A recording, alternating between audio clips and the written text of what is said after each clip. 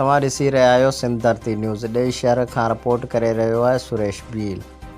ॾही शहर में इमाम हुसैन अलैहिस्सलाम पारां दीन इस्लाम जी ख़ातिर ॾिनल लाज़िम क़ुर्बानी जी यादि में ताज़ा करण लाइ पहिरें मुहर्रमुल हराम खां मजलिस अज़ा ऐं अज़दारी जो सिलसिलो हलंदड़ आहे। हर तरफ़ खां या हुसैन मज़लूम हुसैन जूं सदाऊं बुलंद आहिनि। शुहदा करबला जे ग़म में हर अखि आली नज़र अची रही आहे। इमाम बारगाह चौराहनि ऐं चौंकनि ते सबीलनि जा स्टॉल लॻाया विया आहिनि। जॾहिं त अॼु 10 मुहर्रम जे ॾींहुं अंजुमन हैदरी हैदर शाह, अंजुमन साजिदिया ॾाॾो मोहम्मद बख्श दलवाणी, अंजुमन खोसा पिड़, अंजुमन वलाई अमीरुल मोमिनीन ग़ुलाम सिंह दलवाणी, सईद पिड़ जे इमाम बारगाह तां निकितल जुलूस मरकज़ी इमाम बारगाह ॾही शहर पहुचंदा, जिते बैद निमाज़ ज़ोहरी मजलिस इज़ा कई वेंदी। मजलिस खां पोइ मातमी जुलूस सेज ताबूत जूलनि सां बरामद कयो वेंदो।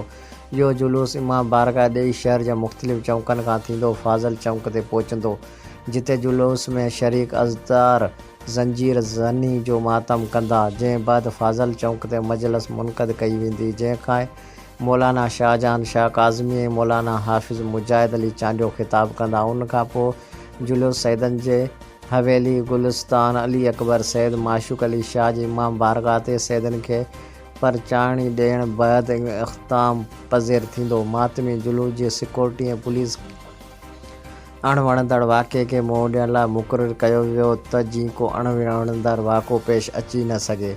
जॾहिं त अज़दारी दौरान ज़ख़्मी थियल अज़दारनि जी मरहम पटी ऐं एमरजेंसी लाइ एम्बुलेंस ऐं डॉक्टरनि जी टीम बि जुलूस सां गॾु